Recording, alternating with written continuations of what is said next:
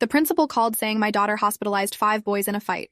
My daughter has crippling social anxiety. Principal Dawson's voice came through my phone speaker with that particular mixture of anger and disbelief that school administrators reserve for parents whose children have done the unthinkable. Mrs. Brenner, you need to come to the school immediately. Your daughter Maya was involved in an altercation this morning that resulted in 5 male students being transported to the hospital by ambulance. 2 are in critical condition. We've called the police and they're waiting to speak with you. I was standing in my kitchen staring at Maya's bedroom door, which had been closed for 3 days straight. She'd been on home suspension since Monday after having a panic attack so severe during a group presentation that she'd vomited in front of her entire English class. The nurse had called me to pick her up. Maya had spent the ride home sobbing silently, her body shaking so hard I'd pulled over twice to make sure she was breathing properly. She hadn't left her room since except to use the bathroom at night when she thought I was asleep. I'd been leaving food trays outside her door and finding them mostly untouched hours later. There must be some mistake, I said, my voice coming out steadier than I felt. Maya hasn't been at school all week. She's been suspended at home. I can see her bedroom door from where I'm standing right now. Principal Dawson's silence stretched long enough that I heard papers rustling in the background. Mrs. Brenner, I'm looking at security footage from this morning. Your daughter arrived on campus at 7:43 a.m. At 8:17 a.m., she was involved in a violent confrontation in the senior parking lot that lasted approximately 4 minutes. 5 boys were injured severely enough to require emergency medical transport. The police have detained Maya in my office until you arrive. My legs went numb. I walked to Maya's bedroom and knocked. No answer. I knocked harder. Maya, honey, I need you to open the door. Nothing. I tried the handle and it turned. The room was empty. Her bed was made with hospital corners the way she did when her anxiety was bad, everything in its exact place. But Maya was gone. The window was open. She'd climbed out sometime before dawn without me hearing. My daughter, who couldn't order food at restaurants without having a panic attack, had apparently gone to school and put 5 boys in the hospital. I drove to the school in a daze, running 2 red lights without noticing until horns blared behind me. The parking lot was chaos. 3 ambulances were still there, paramedics loading the last stretcher, police cars everywhere, their lights painting everything in strobing red and blue. News vans were setting up near the front entrance.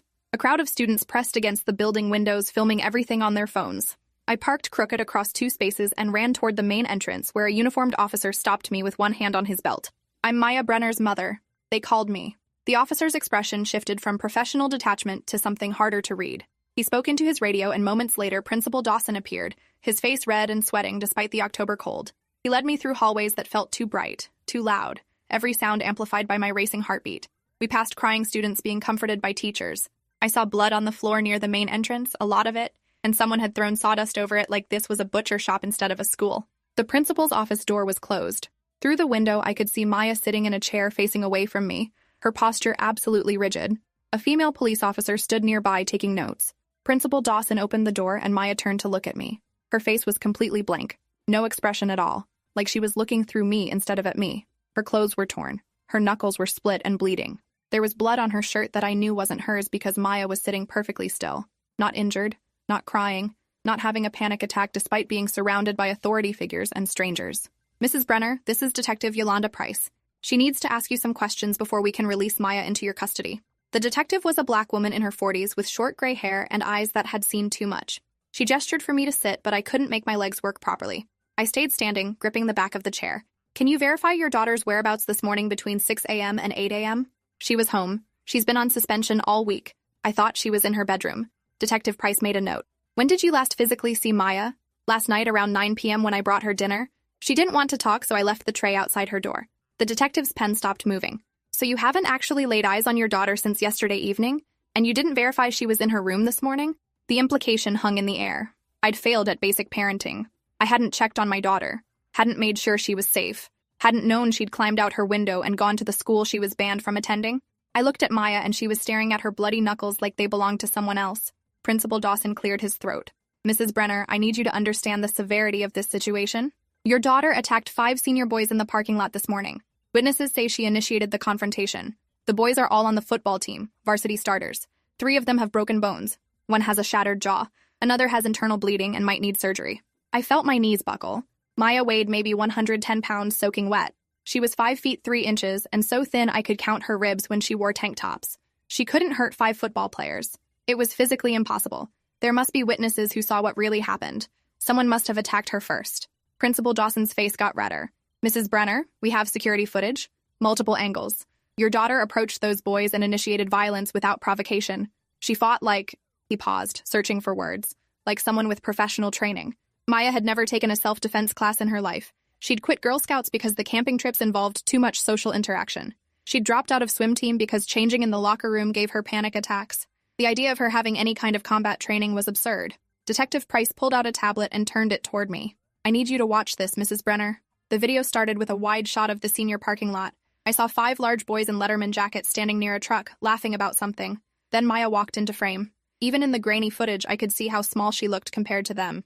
She approached them directly. No hesitation. The lead boy turned and said something. Maya responded. Then she moved. What happened next didn't look real. It looked like a movie with wire work and stunt doubles. Maya grabbed the first boy's arm and did something that made him scream and drop to his knees. She kicked the second boy in the knee hard enough that I could see it bend wrong. The third boy rushed her and she sidestepped, driving her elbow into his face. I heard the crack through the speaker. He went down. The fourth and fifth boys came at her together and she fought them both at once, moving with precision that seemed impossible. When it ended, all 5 boys were on the ground. Maya stood over them, her chest heaving, and then she just walked away toward the building like nothing had happened. I watched it 3 more times because Detective Price made me. Each viewing made it more surreal. That couldn't be my daughter. My daughter who had panic attacks over phone calls. My daughter who once cried for an hour because a cashier spoke too loudly to her. But the girl in the video had Maya's hair, Maya's build, Maya's face. And she'd destroyed 5 boys who each outweighed her by at least 50 pounds. "Mrs. Brenner," Detective Price said carefully, "does Maya have any history of violence? Any previous incidents we should know about?" "Never. She's never even raised her voice at anyone. She has severe social anxiety. She can barely function in public." Principal Dawson shuffled papers on his desk. "We'll need copies of any medical documentation, psychological evaluations, treatment history. The school district's attorney will want everything." I felt anger cutting through the shock. "You want her medical records? You want proof she's anxious? She vomited in front of 30 classmates on Monday. Your nurse called me. You suspended her for disrupting class." "That was different," Dawson said defensively. "That was a panic attack. This was premeditated assault. She came here while suspended, waited for those specific boys, and attacked them without warning. This wasn't anxiety, Mrs. Brenner. This was calculated violence." I looked at Maya again. She was still staring at her hands. "Maya," I said softly. "Honey, what happened? Why did you go to school?" She didn't respond, didn't acknowledge I'd spoken, just kept staring at her bloody knuckles with that blank expression that scared me more than the violence. Detective Price stood. "Mrs. Brenner, I'm going to need to take Maya to the station for formal questioning. She's a minor, so you can be present. But she's being charged with 5 counts of aggravated assault. Given the severity of the injuries, the district attorney will likely try her as an adult." My vision blurred at the edges. "As an adult? She's 16. Detective Price's expression softened slightly, but her voice stayed professional. "She put 2 boys in the hospital with life-threatening injuries. One might lose his ability to walk if the knee damage is permanent. The other has internal bleeding we're still monitoring. If either of them dies, this becomes manslaughter or potentially murder." The word murder hung in the air like poison gas. My daughter was facing murder charges for a fight I couldn't comprehend. Principal Dawson was already talking about liability and lawsuits. Detective Price was reading Miranda rights, and Maya just sat there, silent and empty, like the girl I'd raised had been replaced by a stranger wearing her face. "We need to call a lawyer," I said, my voice shaking. "We're not answering any questions without a lawyer present." The police station interview room was exactly like TV shows depicted. Gray walls, metal table, that mirror that was obviously one-way glass. Maya sat across from me while Detective Price and her partner, Detective Raymond Foster, set up a recording device. A court-appointed attorney named Gerald Newsom sat beside us, a tired-looking man in his 50s who'd introduced himself in the parking lot and immediately told us to say nothing until he reviewed the evidence. He'd spent 20 minutes watching the security footage on Detective Price's tablet, his expression growing darker with each replay. Mr. Newsom leaned close to me while the detectives prepared. "Mrs. Brenner, I'm going to be honest with you. This footage is damning. The DA is going to argue premeditation. Your daughter walked onto campus while under suspension, approached those boys directly, and initiated violence. No matter what happened before this incident, that video shows clear intent. Unless Maya has a compelling explanation, she's looking at serious prison time. Prison. My 16-year-old daughter who cried during loud commercials was facing prison. I reached for Maya's hand, but she pulled away, still not making eye contact. The detective sat down and Detective Price started the recording, stating the date, time, and everyone present. "Maya, can you tell us in your own words what happened this morning?"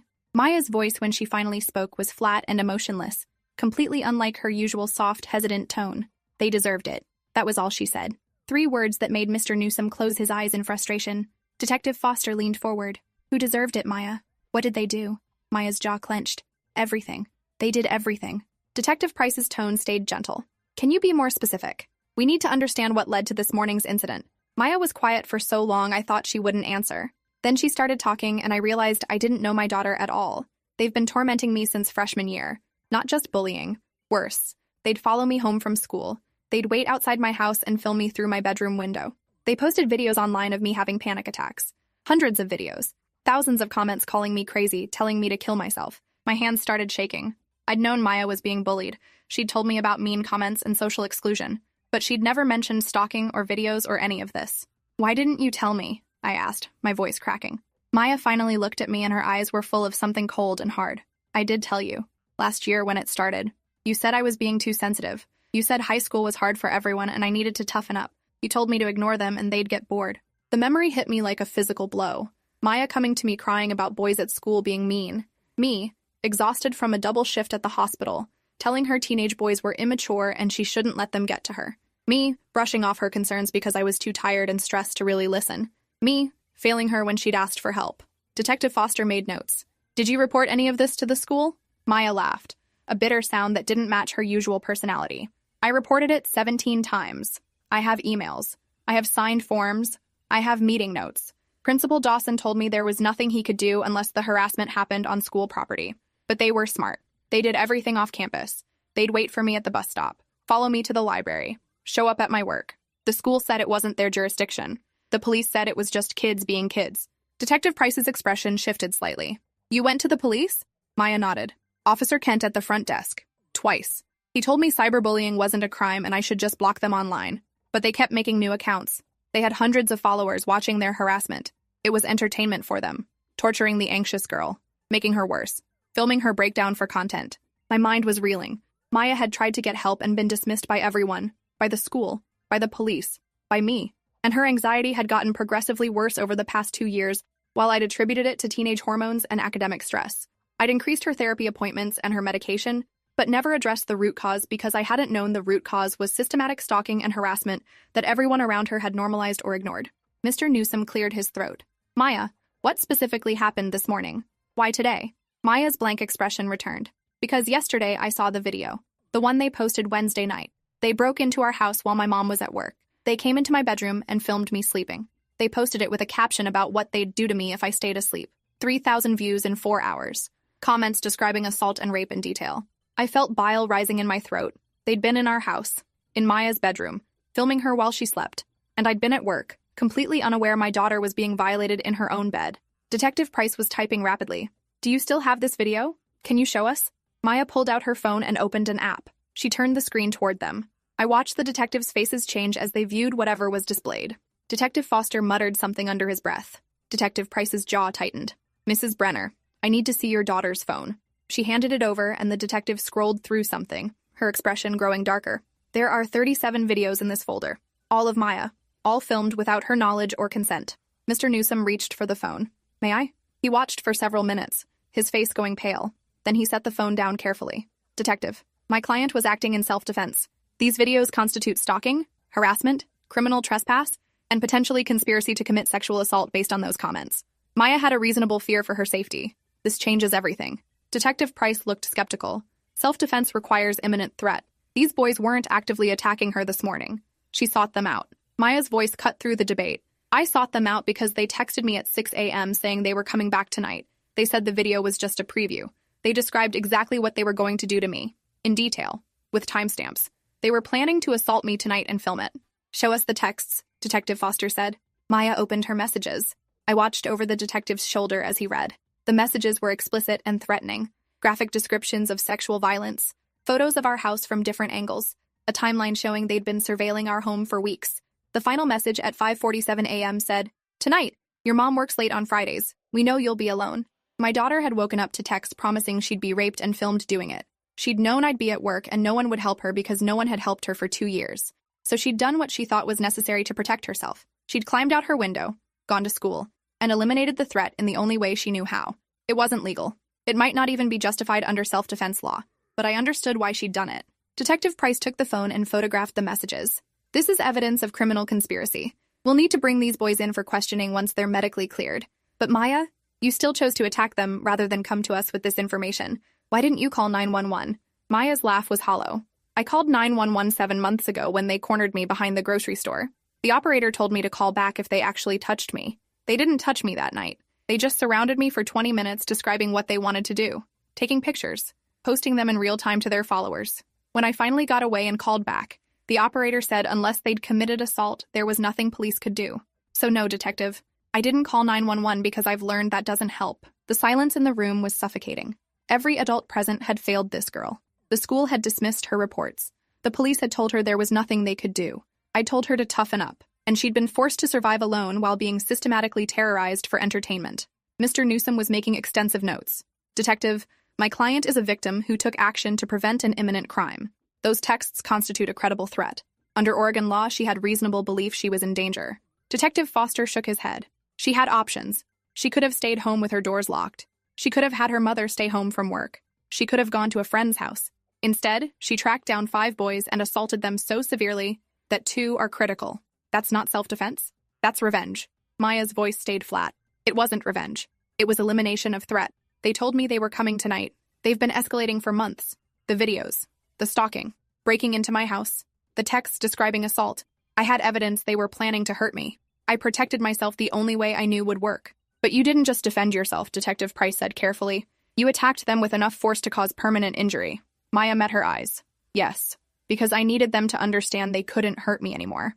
I needed them afraid of me instead of me being afraid of them. I needed everyone who watched those videos and laughed at my panic attacks to see that I'm not weak. I'm not a victim. I'm someone who fights back. The psychology behind her statement was clear. Maya had been dehumanized and turned into entertainment for 2 years. She'd lost all sense of safety and control. The attack this morning was her reclaiming power in the most primal way possible. It might be understandable from a trauma perspective, but it was still legally assault. Mr. Newsom knew it. The detectives knew it. And Maya knew it too, based on the resignation in her eyes. We're going to need statements from the 5 boys about the harassment and stalking, Mr. Newsom said. If their stories corroborate Maya's account, we can build a defense based on extended duress and reasonable fear. Detective Price nodded slowly. We'll interview them once they're able to speak. But Mrs. Brenner, you need to understand that regardless of provocation, Maya used excessive force. The DA is not going to let this go. What happens now? I asked, my voice barely above a whisper. Detective Foster closed his notepad. Maya is being charged with 5 counts of aggravated assault. Given her age and lack of criminal history, she'll likely be released to your custody with monitoring requirements. But she cannot return to that school. She cannot have any contact with the victims or their families. And she needs to surrender her passport if she has one. Victims. They were calling those boys victims when they'd spent 2 years victimizing my daughter, when they'd broken into our home and filmed her sleeping, when they'd planned to assault her. But legally, they were victims because Maya had hurt them first. The injustice of it was staggering. Mr. Newsom stood. I'll file motions for bail and begin building our defense.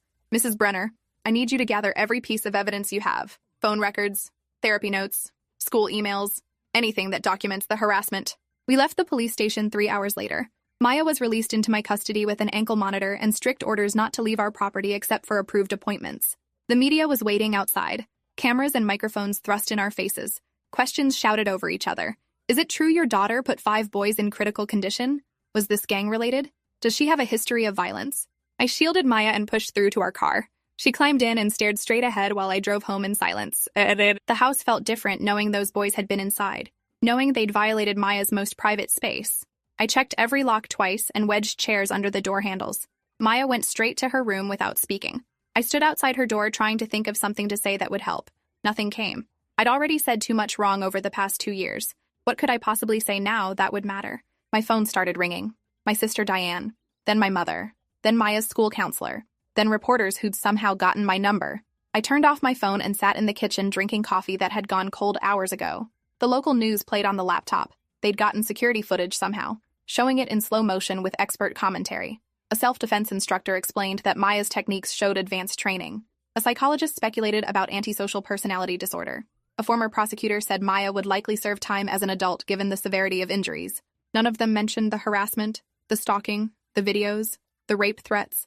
Maya was being portrayed as a dangerous, unstable girl who'd attacked innocent boys without provocation.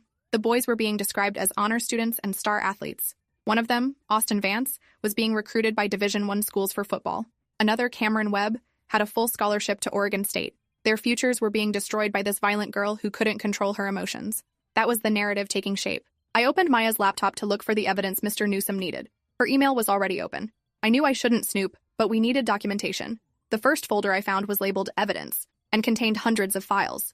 Screenshots of social media posts, downloads of videos, transcripts of comments, police reports she'd filed, school incident forms, therapy notes. Maya had been systematically documenting everything for over a year. I opened the video folder and immediately wished I hadn't. 37 videos of my daughter. Maya having a panic attack in the school bathroom. Maya crying at her locker. Maya hyperventilating during class. Maya walking home while being followed and taunted. Maya working her shift at the bookstore while someone filmed her from outside, zooming in on her chest and legs. The comments under each video were vile. Thousands of people participating in the degradation of my child. One video was dated 3 days ago. I clicked it despite knowing I shouldn't. The footage showed Maya's bedroom at night, filmed from outside her window. Someone had climbed onto our porch roof and recorded her sleeping for 11 minutes. The camera work was steady, deliberate. This wasn't accidental or impulsive. This was calculated stalking. The comments were explicit threats and fantasies about assault. Over 3,000 people had watched my daughter sleep and left comments describing what they wanted to do to her unconscious body. I vomited in the kitchen sink. When I could breathe again, I kept reading through the files. Maya had reported the initial harassment to Vice Principal Lambert 18 months ago. His response email said, "Boys will be boys, and maybe Maya should try being more social instead of isolating herself." She'd reported it again to Principal Dawson 6 months later with video evidence. His response said the incidents happened off school property and weren't the school's jurisdiction. She'd filed a formal complaint with the school district. They'd responded that without witnesses willing to provide statements, they couldn't take action. Maya had gone to the police 3 separate times. Officer Kent's incident reports showed he'd taken her information, but classified each report as cyberbullying, no criminal activity. The last report was from 3 months ago, when Maya provided video evidence of being followed home. Officer Kent's notes said, "Subject appears anxious and paranoid. Recommend mental health evaluation." He'd dismissed her legitimate stalking complaint as mental illness. I'd failed her. But so had every system meant to protect children. The school had prioritized reputation over safety. The police had minimized her fear. Her therapist had focused on anxiety management without addressing the cause. And I'd been so focused on work and bills that I'd missed the signs that my daughter was being hunted. Because that's what this was. Those 5 boys had treated Maya like prey. They'd tracked her movements, invaded her privacy, documented her suffering, and planned to assault her. And when she'd finally fought back, she was the criminal. My phone buzzed with a text from an unknown number. I almost didn't open it, but something made me check. The message contained a link to a private social media group. I clicked it and found a page called The Maya Project, with over 8,000 members. The description said, "Documenting the mental breakdown of a psycho girl." The page was filled with videos and photos of Maya posted by multiple accounts, timestamps going back nearly 2 years. A systematic campaign to terrorize one girl, crowdsourced to thousands of participants. The page had a new post from this morning, security footage of Maya fighting the 5 boys with a caption that said, "The psycho finally snapped. Told you she was dangerous." Comments celebrated the violence. People were taking credit for pushing her to this point. Someone had started a betting pool on how long her prison sentence would be. Another person suggested they should visit her in prison and continue documenting her suffering. These people saw Maya as entertainment. Her trauma was content. Her breakdown was engagement metrics. I screenshot everything and sent it to Mr. Newsom with shaking hands. Then I went to Maya's door and knocked softly. She didn't answer, but I heard movement inside. "Maya, honey, I need to talk to you. Can I come in?" Silence. Then the lock clicked. I opened the door slowly. Maya was sitting on her bed, knees pulled to her chest, staring at the window where those boys had filmed her. I sat beside her carefully, leaving space between us. "I found the videos," I said quietly. "I found everything. The social media page, the police reports, the school emails. Maya, I'm so sorry. I should have listened. I should have believed you. You tried to tell me and I dismissed you. You tried to get help and everyone failed you, including me, especially me." Maya didn't respond, but tears started running down her face silently. I reached for her hand, and this time she didn't pull away. Her hand was small and cold in mine, knuckles still split from this morning's violence. "Did I kill them?" she whispered. "Are they going to die?" "I don't know," I admitted. 2 of them are in serious condition. "But Maya, even if they survive, you need to understand the consequences you're facing. You could go to prison. For years. They're trying to charge you as an adult." Maya nodded slowly. "I know. But Mom, they were going to rape me tonight. They described it in detail. They had a plan. They knew when you'd be at work. They knew I'd be alone. What was I supposed to do? You were supposed to trust that adults would protect you. But we didn't. We let you down completely. So you protected yourself the only way you thought would work. I understand why you did it, baby. I just wish I'd understood sooner. Wish I'd listened when you first told me. Wish I'd been the mother you needed instead of the one who was too busy to notice her daughter was being hunted." We sat together while darkness fell outside. Neither of us had eaten all day, but food seemed impossible. The house phone rang constantly, reporters leaving messages. My cell phone vibrated with texts from neighbors, coworkers, people from church, everyone wanting details or offering opinions or distancing themselves from our family's scandal. Maya's story was already viral. Psycho teen attacks football players was trending on 3 different platforms. None of the stories mentioned the harassment or threats. She was just a violent girl who'd attacked innocent boys. The news the next morning was worse. Cameron Webb's parents had hired a PR firm. They'd organized a press conference portraying their son as a victim of random violence. Mrs. Webb cried on camera talking about her son's shattered jaw and uncertain future. Mr. Webb demanded Maya be tried as an adult and given the maximum sentence. Their attorney announced plans to sue our family for medical costs and emotional damages. The other parents quickly followed suit. By noon, we were facing 5 separate lawsuits totaling over $3 million. Mr. Newsom called that afternoon. Mrs. Brenner, we need to talk strategy. The DA is pushing for adult charges. They're arguing premeditation based on Maya leaving home while suspended to specifically target these boys. The security footage shows she approached them directly, which undermines self-defense claims. Our best option might be pleading guilty to lesser charges in exchange for juvenile sentencing. What about all the evidence of harassment? The stalking? The threats? Mr. Newsom sighed. It helps establish motive and might generate sympathy, but legally it doesn't justify the level of force Maya used. She broke bones, caused internal bleeding, potentially permanent disability. The courts generally don't allow self-defense claims for preventing future crimes. She needed an imminent threat, and texts from hours earlier might not qualify. They broke into our house and filmed her sleeping. They threatened to rape her. How is that not imminent? Because she had time to call police, leave the area, or take other protective measures. By choosing to confront them instead, she became the aggressor. I know it seems unfair given what they did to her, but that's how the law works. Our best chance is convincing the DA that trying a traumatized 16-year-old girl as an adult would be a PR nightmare once the full harassment story comes out. So we're negotiating with the same office that ignored her complaints for 2 years? Mr. Newsom's pause told me everything. Yes. Assistant DA Morrison handled several of the incident reports that went nowhere. She's aware of the optics. That might work in our favor or against us depending on whether she wants to cover up the department's failures or distance herself from them. Either way, Maya is looking at juvenile detention at minimum, probably until she's 21. 5 years. My daughter would spend 5 years locked up because she'd protected herself from boys who'd terrorized her with no consequences. The injustice was suffocating. What about the boys? Are they being charged with anything? Mr. Newsom hesitated. That's complicated. The stalking and harassment happened over time, and proving individual responsibility is difficult. The DA could charge them with criminal mischief for the window filming, maybe trespassing. But compared to the injuries Maya inflicted, they're unlikely to face significant consequences. Some community service, probably. Maybe probation. I felt rage building in my chest, hot and bitter. So they spend 2 years torturing my daughter, document every second of it, plan to assault her, and they get community service? While she faces 5 years in detention? That's justice? Mr. Newsom's voice was gentle but firm. That's the legal system, Mrs. Brenner.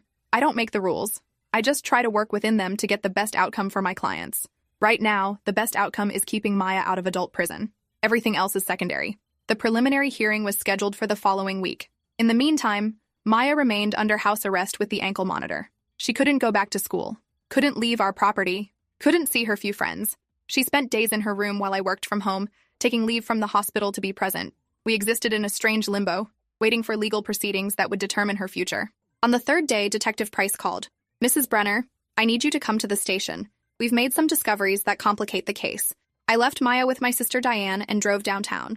Detective Price met me in the lobby and led me to a conference room where Detective Foster and a woman I didn't recognize were waiting. This is FBI agent Nina Carlisle. She's been investigating an online exploitation ring. Your daughter's case intersects with her investigation. Agent Carlisle opened a laptop and turned it toward me. Mrs. Brenner, the social media page targeting Maya is connected to a larger network we've been tracking. The group has thousands of members who coordinate harassment campaigns against vulnerable teenagers. They target kids with mental health issues, film them during breakdowns, and monetize the content. Several subjects of their campaigns have attempted suicide. 2 succeeded. The room tilted. Maya had been part of an organized criminal enterprise. Not just random bullying, but systematic exploitation. Agent Carlisle continued. The 5 boys who were injured are administrators of multiple harassment pages. They've targeted 17 different teenagers across Oregon and Washington over the past 3 years. They sell premium content, uncensored videos, and private information to paying subscribers. We've identified over 40,000 transactions. They were making money from torturing children. Agent Carlisle nodded. Significant money. Austin Vance cleared nearly $60,000 last year from this operation. The others made between $20,000 and $40,000 each. They treated harassment as a business model. Maya was their most profitable subject because her reactions were particularly severe. Her panic attacks generated the most engagement. I thought I might be sick. Those boys had turned my daughter's mental illness into a revenue stream. They'd stalked her, filmed her, terrorized her, all while profiting from her suffering. And when she'd reported them, no one had believed her because they looked like all-American kids, honor students, athletes, boys with bright futures who couldn't possibly be running a criminal enterprise from their cell phones. Detective Price leaned forward.